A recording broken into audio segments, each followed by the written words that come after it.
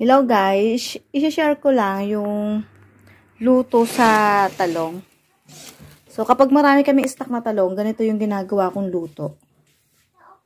Para siyang bistik, ganoon. So ito ay tubig na may toyo, asin at paminta. So ayan. Ilalagay natin yung talong. Ayan, marami kami stock na talong kaya ganyan ang ginagawa ko sa kanya. Ang kagandahan pa dito guys, hindi siya matakaw sa mantika kapag ginawa nyo to. Kapag ibinabad nyo siya sa ganito, hindi siya matakaw sa mantika. Kasi hindi niya masisip-sip na yung mantika dahil may tubig siya sa loob. Ayan, dahil marami kaming talong, ganito gagawin ko. Para siya, hindi ko alam kung tawag dito eh. Ano lang to? Natutunan ko lang to sa nanay ko kasi marami kami stock na talong, ganito ginawa niya. Ayan, ang dami namin talong, so sayang. Syempre, madali pong masira yan talong, kaya imbes na masira, ganito ginagawa ko sa kanya. Ganitong luto. Ayan.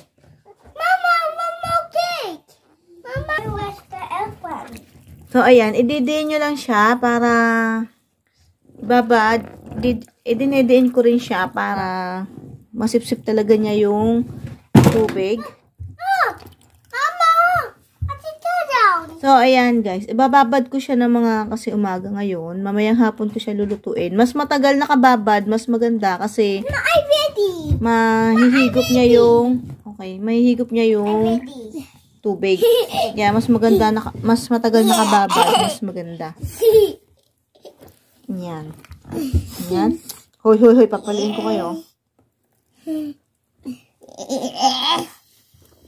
So, ayan. Ibabad lang natin. Dapat lubog siya. Ulitin ko. Ang pambabad po dito ay tubig na may toyo, konting asin, at nilagyan ko siya. Akira, quiet. Papaliin kita eh. Ulitin ko. So, nakababad po to sa tubig na may toyo, asin, paminta, at quiet. So, ulitin ko po. Ang tubig na ito ay, so itong talong ay nakababad sa tubig na may toyo, asin, paminta, at konting magic sarap. Ayan. So, ayan. Dapat natin. So, ayan guys.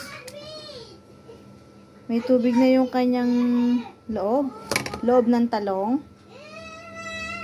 Ngayon ay ipiprito ko na siya. Ayan, ipiprito ko na tong mga talong.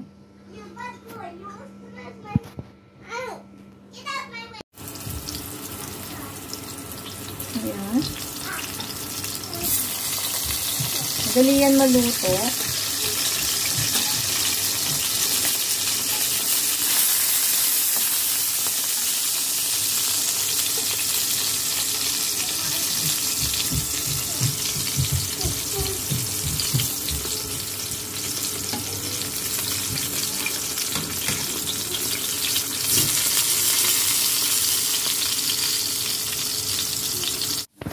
So, ito na yung talong na pinirito. Meron, pati yung likod niya dito ay malambot. Dahil nga binabad natin sa tubig, nakatulong yon. Meron siyang juicy at masarap po talaga siya. Pwede na nga siyang kainin ng ganito lang. Pero dahil may mga bata akong kasama, ito mainit pa. So, ayan. Ang sarap niya. Kasi nga, binabad natin. Malambot din yung kanyang balat. At yung makikita nyo juicy ay hindi yan mantika, kundi yung tubig na sinipsip ng talong. Ngayon, yan. Ito na yung ating sibuyas para sa ating talong bistek. Atin nang i-fry ang ating sibuyas. Oh. Yan. Igisa na natin ang ating sibuyas. Konti lang ako magmantika.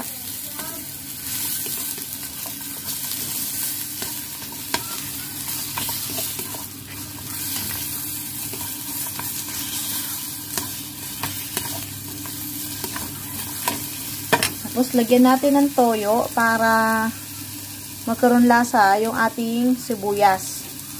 Konting toyo lang. Ay, napadami. Sabi ko konti, napadami. So, ayan guys. Konting toyo lang. Binawasan ko yung toyo. Tinapon ko.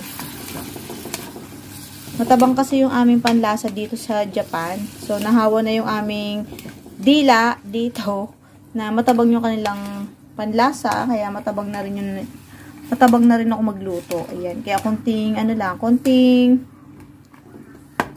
toyo lang.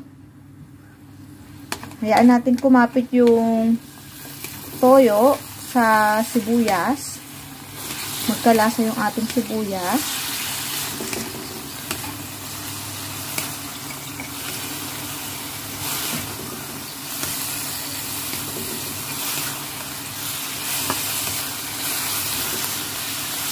Ayan, pag natutuyo na, so, hayaan lang natin, gisa-gisa lang hanggang kumapit na yung toyo sa ating sibuyas. Ayan, kapag natutuyo na siya, okay na, at nalalanta na rin yung ating sibuyas. Ayan. Lalagyan natin siya ng konting sabaw. Ang ipang sasabaw natin ay yung pinagbabaran na rin na talong. Malinis naman yan eh. Ayan. Konti lang. Ganyan lang. Kasi yung pinagbabaran natin ng talong ay malinis naman at may timpla na siya. Kaya para hindi na kayo maglalagay ng tubig. At yung pinagbabaran naman ng talong ay hindi siya ganun kaalat. So, hintayin lang natin kumulo. Ayan, mabilis lang yan lutuin. Pag ito'y kumulo na, pwede na natin ilagay yung talong. Hindi na kayo maglalagay ng asin kasi yung talong ay may lasa na. Plus, ito, meron na rin to, yung sabaw nito, yung pinagbabara ng talong ay may lasa na rin. May asin na yon. Tapos, itong pinaggisahan nyo ng sibuyas ay meron ng toyo. So, maalat na yung toyo. Kaya, huwag na kayo mag-add ng asin ulit. At baka yan yung sobrang alat naman na. So, ito ay tama na sa akin. Yung lasa na to. Hindi sobrang alat. Tama lang siya panlagay sa kanin. Ayan. Hintay lang natin kumulo. Tapos, pwede kayo maglagay ng konting kalamansi or lemon. So, maglalagay ako ng kalamansi mamaya. Maglalagay ako ng konting lemon mamaya at saka paminta. Bago ilagay yung talong. Kasi malalabog yung talong kapag dun pala kayo maglalagay ng lemon or paminta. Dahil wala kaming kalamansi, eto lang. Maglalagay ako ng konting lemon. Yup. Baka mapaano. Yan. Konti lang. At paminta. So, habang kumukulo siya, pwede na siyang timplahan. Lagay pa ako ng paminta. Konti lang. Whoop. Baka mapa-anghang. So, ayan. Okay na sa akin yung timpla niya. Ngayon, pwede na natin ilagay yung ating talong. Pero may apoy pa yan. Mahina na lang. Yan. Lagay na natin ang ating talong.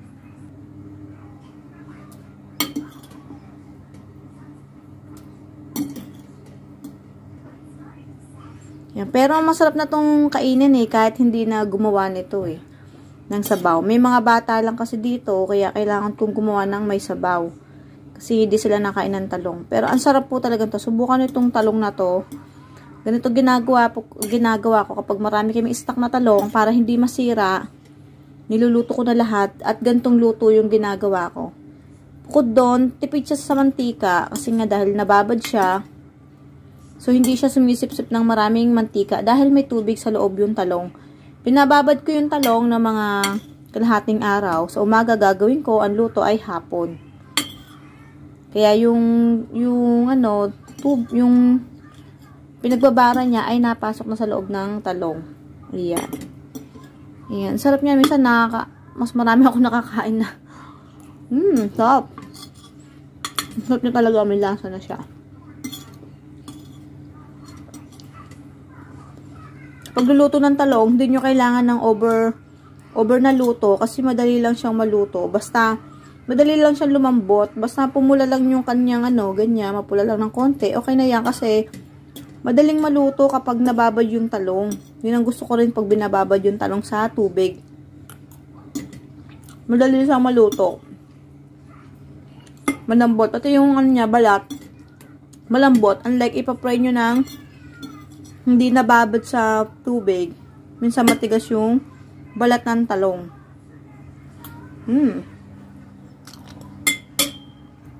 Ito na siya. Ayan. Lagay natin sa ibabaw yung mga ayan. So, huwag nyo na siyang halu-haluin kasi malalabog. So, ganyan lang. At ayan, ready na siyang kainin. Ang partner niya ay isda or pritong baboy or pwedeng ganito lang. Ayan guys.